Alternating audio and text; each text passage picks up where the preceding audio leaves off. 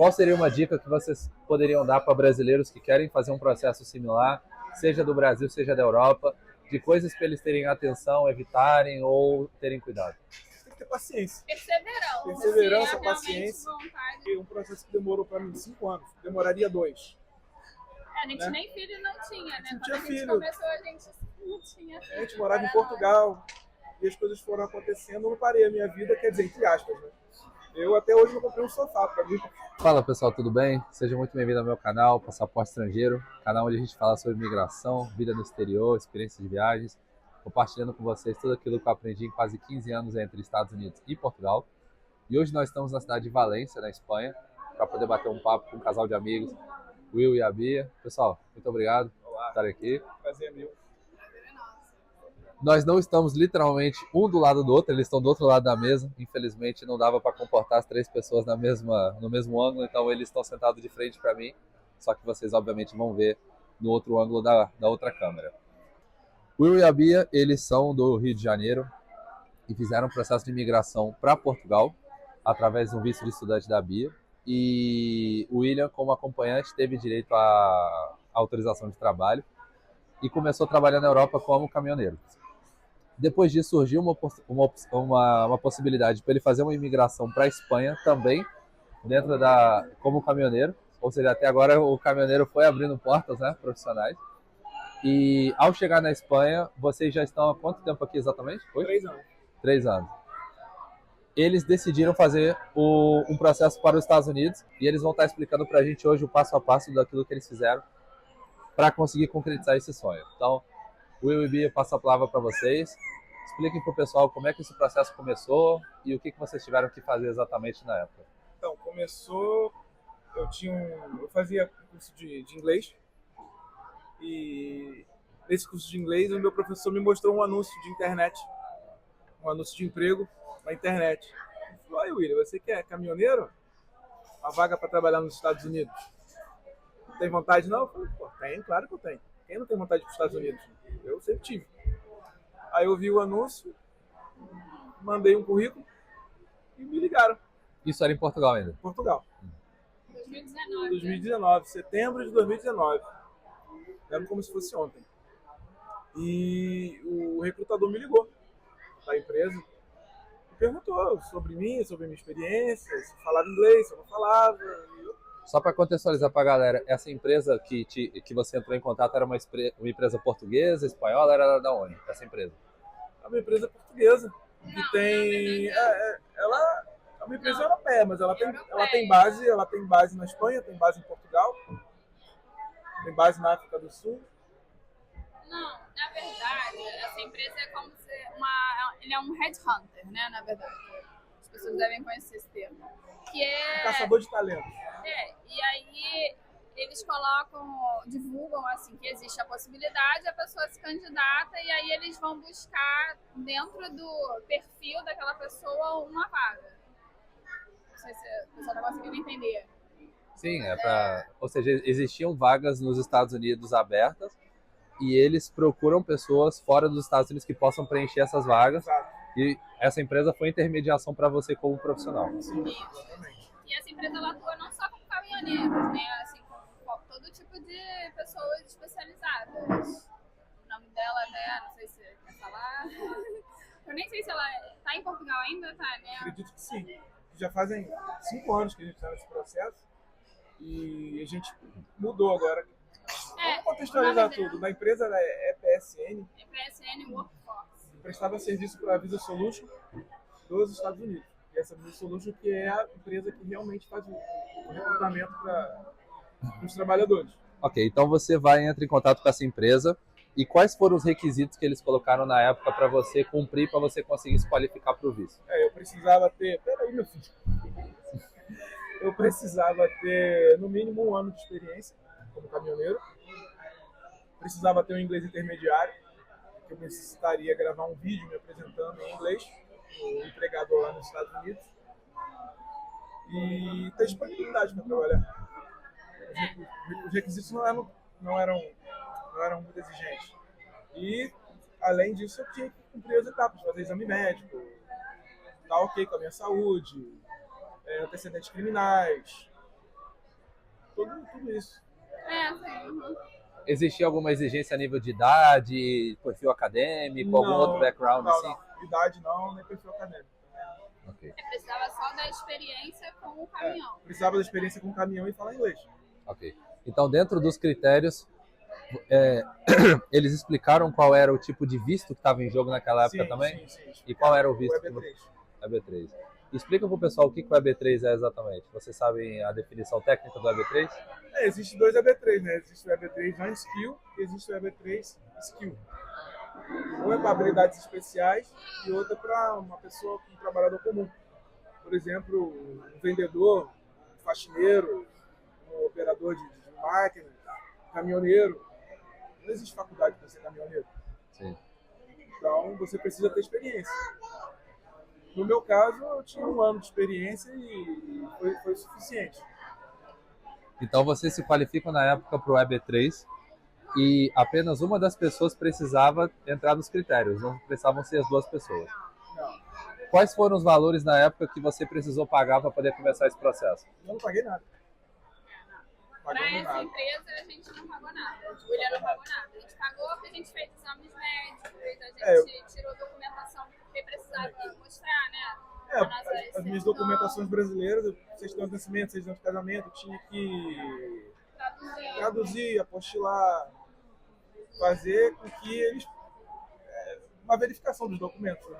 E isso teve que ser pago. Essa empresa, então, que estava intermediando tudo, eles passaram as informações relacionadas à proposta de trabalho da empresa americana ou era ainda uma fase muito prematura na qual não existia essa informação? Então, como foi? Eu entrei em contato com a empresa, passei o headhunter, ele entendeu quais eram as minhas características, o meu perfil, e daí ele partiu para procurar a empresa que necessitaria de motorista. Em mais ou menos 1 mês e meio, 2, eu recebi uma oferta de trabalho, uma empresa no Tennessee. Nós lemos o contrato, concordamos com aquilo e eu aceitei essa oferta de trabalho. Daí começou todo o processo. Então levou mais ou menos 2, 3 meses para concretizar essa primeira etapa. Sim. Depois dessa primeira etapa, o que acontece? Qual é o próximo passo? O próximo passo foi... O próximo passo seria você esperar um documento chamado DOL, que é feito nos Estados Unidos mesmo, O Departamento of Labor, né? Departamento de Trabalho. É tipo o Ministério do Trabalho americano. Isso.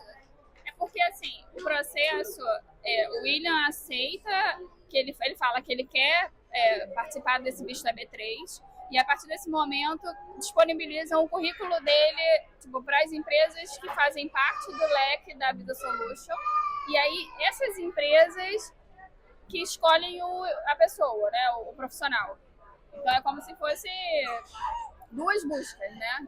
Um é a pessoa procurando um emprego, depois a pessoa procurando o profissional. E a empresa procurando o profissional. E aí, os Estados Unidos, ele tem que dizer que realmente ele não tem um profissional disponível para aquela vaga. Então, para vocês entenderem, galera, no momento em que a vaga de trabalho é publicada, os Estados Unidos quer primeiro dar oportunidade para americanos ou pessoas que tenham green card nos Estados Unidos preencherem essas oportunidades de trabalho. E uma vez que isso não é preenchido, eles são obrigados a trazer gente de fora dos Estados Unidos. Então, logo, o William como um candidato para esse processo. Quanto tempo levou para essa validação da oferta de trabalho dentro lá dos Estados Unidos? Cara, então, num tempo normal, diríamos que demoraria 1 ano, acredito, pelo cronograma que mandaram pra gente. Tempo que eles mandaram pra gente. Mas o processo todo demoraria 2 anos. O processo inteiro numa cronologia normal. Mas em 2019 todo mundo sabe o que aconteceu com o mundo, né? Não sei se eu não vou falar para não cortar o alcance do vídeo, tá? Mas todo mundo sabe o que aconteceu. E isso fez com que demorasse, que tudo travasse. O consulado fechasse, as pessoas parassem de trabalhar. E um processo que demoraria 2 anos, está demorando 5 anos. É o nosso processo. Mas calma, não vamos pular para o final ainda não. Então, o processo que só dessa validação lá como é que se chama a expressão? O tal do... É esse, exato. Você não lembra exatamente quantos meses ele levou? Mas meses foram anos. Foram 1 ano e meio, 2. 1 ano e meio, quase 2, para essa aprovação. E do momento em que o governo americano constata que não tem candidato para essa vaga. Na verdade, o DOL ele é uma verificação toda se o meu perfil está de acordo, se a empresa que está buscando me contratar está de acordo também com as leis americanas, se está fazendo tudo certinho, se o salário está ok. Tem toda uma burocracia que o governo, que o Ministério do Trabalho lá dos Estados Unidos, ele verifica para saber se a empresa está de acordo com o que tem que ser. A empresa está ok para continuar com o processo. Passado essa verificação, segue para uma outra etapa. Qual é a outra etapa? A outra etapa passa para o USCIS. Esse é o departamento para validar o green card. Aí eles vão fazer uma verificação toda da minha vida pregressa. Se eu já fui aos Estados Unidos, se eu não fui, onde eu morei, onde eu deixei de morar, se eu já servi o exército, se eu não servi.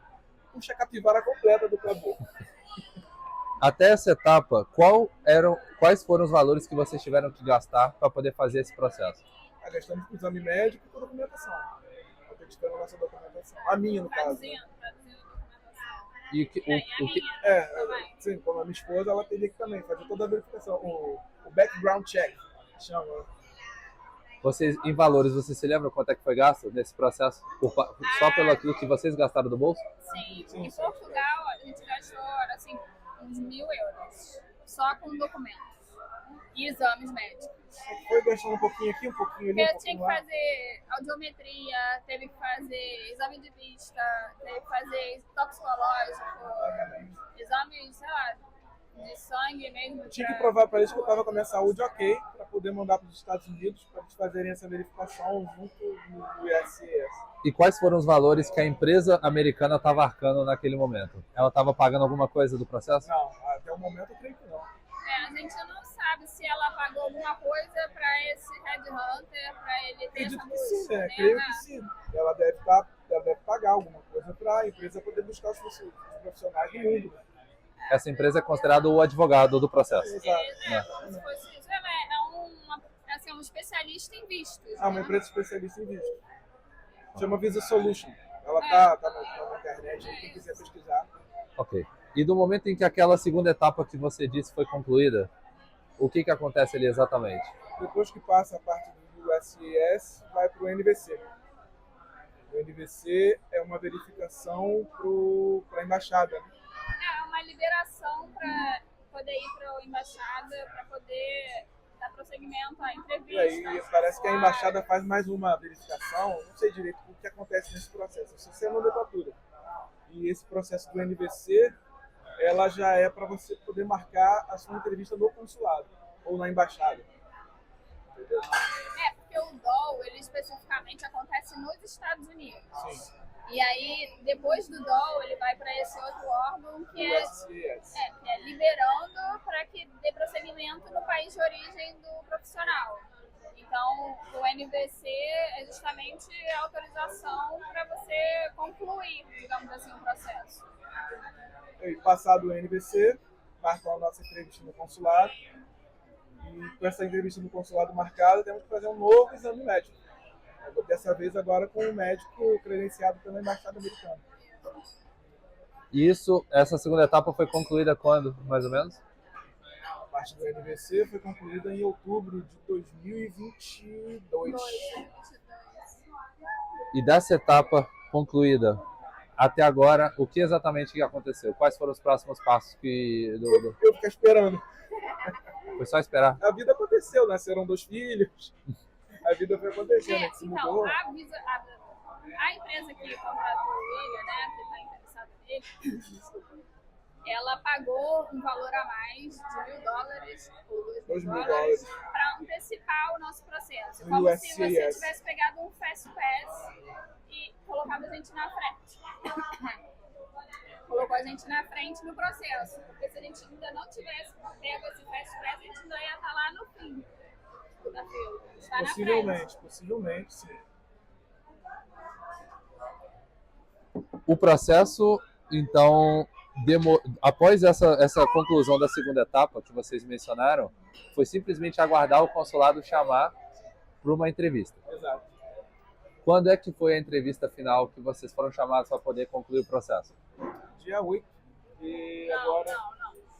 A gente foi fazer os exames médicos, porque aqui na Espanha os exames médicos ocorrem 3 semanas antes da entrevista consular.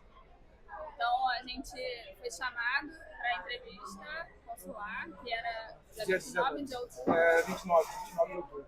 E aí, 3 semanas antes, nós fomos a fazer os exames médicos e entregar nossos documentos originais para a conferência, né? Todos os documentos que eles foram pedindo durante o processo, a gente tem que deixar eles guardados para no dia da nossa entrevista na embaixada, no consulado, eles verificarem a veracidade dos documentos. Do momento em que vocês foram na entrevista, o que aconteceu durante a entrevista e qual foram o tipo de pergunta que eles fizeram lá, ou foi só para concluir o processo? Qual foi a burocracia que vocês passaram? Sim, ela perguntou se eu tinha pago alguma coisa para o Red Hunter, né, para mim, a gente não pagou nada. Eu só vou pagar o processo depois que eu estiver nos Estados Unidos. Aí você paga por semana. Depois que você começa a trabalhar, você paga por já estar lá trabalhando. Aí você começa a pagar o serviço que eles prestaram para você, que eles prestaram para mim, no caso. Assim, a gente não pagou nada para o William, para o processo dele. Mas o meu processo e os nossos filhos, a gente já pagou. Isso já está pago. Assim, que é uma coisa à parte. O green card dela e o green card das crianças, eu já paguei. Foram $1.300 para cada um. $1.400 para cada um. Então isso já aconteceu, já foi pago. Do momento em que o Green Card, ou seja, na entrevista ela fez essas perguntas que você mencionou agora, e ela já dá confirmação se o Green Card foi aprovado ou não no momento da entrevista? Sim. Na verdade o Green Card já é aprovado quando você recebe a confirmação do USCIS que já está tudo ok, que vai para o NVC. Nisso você já sabe que a embaixada vai marcar a entrevista com vocês e o seu Green Card já foi aprovado. Na verdade, ele é aprovado lá no USCIS. Só para esclarecer uma outra coisa para vocês, pessoal. Não existe emissão de Green Card fora dos Estados Unidos. Então, quando a gente fala que foi aprovado o processo de Green Card deles, foi aprovado o visto de entrada que eles vão ter nos Estados Unidos para lá o Green Card chegar na residência de vocês. Exato. Eles explicaram no consulado para vocês também o processo que vocês vão ter que seguir quando chegar nos Estados Unidos? Eles deram alguma explicação disso também? Eles deram um papel informando que a gente, quando chegar lá, a gente tem que ir diretamente falar com a autoridade de imigração, né? Que a gente tem que fazer a imigração quando chega. E informar eles que eles recebem todas as informações online. Antigamente você ia com envelope, né? Alguns amigos falam com envelope. Assim, no Brasil eu acredito que ainda seja com envelope. Eu não sei. Aquele seu amigo não. Tem um amigo que levou um envelope, é verdade. Meu amigo chegou lá tem um mês. Ele levou um envelope lá, lacrado, que podia abrir, só podia abrir na imigração. Nossa. E do momento em que vocês têm o visto do Green, para ter o Green Card aprovado, existe um timeline específico ou um deadline para vocês chegarem nos Estados Unidos? Ou é quando vocês quiserem? Como é que funciona a data de... É um prazo de 6 meses, quando o nosso visto é emitido. É 6 meses do exame médico, na verdade. Porque o exame médico ele tem uma validade de 6 meses. Então, é a partir dos 6 meses do exame médico. Então, nosso exame médico foi dia 8 de outubro, a gente tem até o dia 8 de abril, maio. De outubro não, 29 de outubro. Não, exame médico? Sim. Não. Tá confundindo com a entrevista. Não, foi verdade. Nosso exame médico foi dia 8 e nossa entrevista foi dia 29. Então, a gente tem outubro, novembro, dezembro, até abril. Até abril para entrar nos Estados Unidos. Qual seria uma dica que vocês poderiam dar para brasileiros que querem fazer um processo similar, seja do Brasil, seja da Europa, de coisas para eles terem atenção, evitarem ou terem cuidado? Tem que ter paciência. Perseverança, paciência. Vontade de fazer. E não ficar pensando nisso. Porque se você ficar focado nisso aí para sua vida, você vai ficar maluco. Porque um processo que demorou para mim 5 anos, demoraria 2. A gente nem filho não tinha, né? Não Quando tinha a gente filho. começou, a gente não tinha filho. A gente morava em Portugal e as coisas foram acontecendo, eu não parei a minha vida, quer dizer, entre aspas, né? Eu até hoje não comprei um sofá para mim. a gente vai se mudar, então eu não comprei um sofá, porque para depois vender um sofá é enjoado. Então, fora a brincadeira, você precisa realmente estar focado nisso e viver a sua vida. Não ficar pensando nesse processo 24 horas que você vai enlouquecer. Porque a ansiedade é grande. É um processo longo, pessoal, mas é um processo também que vale a pena. Se você tem o sonho de viver nos Estados Unidos, se você quer fazer a coisa direito, você vai ter que ter paciência, porque realmente é um processo caro e é um processo que demanda paciência. Demanda muita paciência, muita paciência. Eu tenho amigos que estão no mesmo processo no Brasil, a gente tem um grupo de WhatsApp e a gente fica trocando informações. Quando alguém tem ou quando o processo de alguém avança, a gente informa a gente no grupo, está sempre conversando. E isso vai dando motivação para quem está lá. Para quem acabou de chegar, quem não recebeu ainda a oferta de trabalho, está esperando uma oferta de trabalho, está esperando a aprovação do DOL, está esperando a aprovação do NBC, está na fase de USCIS, está na fase só esperando ali a entrevista. Quem já fez a entrevista, tem amigos que já estão nos Estados Unidos, passa para a gente as informações como é que está sendo lá, como é que está sendo para tirar a carteira de motorista, porque lá a gente tem que fazer tudo de novo. A nossa carteira de motorista daqui da Europa não vale lá. Então lá a gente tem que sentar na cadeirinha da autoescola novamente, fazer prova, fazer a prova prática. É como se estivesse começando do zero novamente. Então realmente você precisa querer, porque tem muita gente que desiste no meio do caminho, porque não tem paciência. Mas o que eu costumo dizer, um dia vai ser amanhã que a gente está indo embora. Então, uma hora chega. Se você não fizer nada, o tempo vai passar do mesmo jeito. Então, quando você está nesse processo, você sabe que uma hora vai chegar. Então, tem que ter perseverança. Tudo na vida você tem que ter perseverança. Então, cabe a pessoa querer. E para vocês entenderem, pessoal, o processo do EB3, como a gente estava falando, ele é um tipo, uma categoria de visto específica que é considerado para não qualificados ou qualificados, dependendo da profissão que você tenha. Então, o William estava explicando a burocracia que ele vai ter, no caso, como motorista de caminhão, mas não quer dizer, obviamente, que você fazendo um EB3 para outra coisa, que a burocracia seja a mesma. Você precisa analisar o seu perfil, qual é o tipo de profissão, qual é o tipo de carreira que você está querendo desenvolver nos Estados Unidos, para que você entenda a burocracia necessária para o seu caso específico. Cara, eu esqueci de dizer que durante esse processo eu tive que passar por entrevista várias vezes, entrevista com os empregadores, entrevistas online. Tive que fazer entrevista em inglês, o pessoal testar o meu inglês para saber realmente se eu conseguia me comunicar em inglês. Então, durante esse processo eu estudava. Ficava me preparando, estudando inglês, para quando chegasse no momento das entrevistas eu apresentar um inglês ali que o pessoal me aprovasse. Porque você vai morar nos Estados Unidos, então você vai viver em inglês. Então você tem que, no mínimo, entender e se fazer entender. Claro. Isso é muito importante, deixar frisado, porque você precisa... Não digo que você vai ser um palestrante, porque tem gente que, não é impossível. Não, não é impossível. Eu aprendi, estudo inglês sozinho, pela internet. Sou caminhoneiro, não parei de trabalhar, viajo de segunda a sexta-feira e continuo estudando dentro do caminhão. Enquanto o caminhão está rodando lá, eu boto ali o meu podcast, vou estudando, faço meus exercícios pelo celular, uso muito aí o Duolingo, fazer um comercial pro Duolingo aí, me ajuda bastante e basta querer. A desculpa a gente já tem, né? É verdade. Mas é isso. Pessoal, vocês querem fazer alguma consideração final, alguma outra dica ou alguma coisa que vocês queiram deixar para as pessoas que vão fazer esse processo ou querem fazer esse processo? Verificar se a empresa é idônea, isso é muito importante. E se pedirem para você pagar alguma coisa antes, sai fora, porque esse processo é proibido você pagar alguma coisa antes. Inclusive, isso é uma pergunta que é oficial do cartório. Uma agente de imigração, agente consular, ela pergunta para mim se eu paguei alguma coisa antes. Você não tem que pagar nada, a não ser o que você paga para a própria embaixada, que é a emissão do brincar das crianças e da minha esposa. Então eles fazem as taxas, essas são as taxas. Você paga diretamente para a embaixada. Então é legal, eles fazem um processo, uma análise de fraude. Exatamente. Então, é isso. Tem muita fraude, né? Toma cuidado com isso não. Desde que inventou tem muito esperto, enfim. É isso. Bia, Will, muito obrigado por fazer essa entrevista, por dedicar o tempo de vocês pro pessoal aqui que assiste o canal. E para vocês que estão assistindo, muito obrigado também pela audiência. Se você não conhece o conteúdo, eu peço que se inscreva no canal, deixa o like nesse vídeo. Isso vai ajudar demais o YouTube a recomendar esse conteúdo para mais pessoas, tá? Muito obrigado. Até a próxima, pessoal.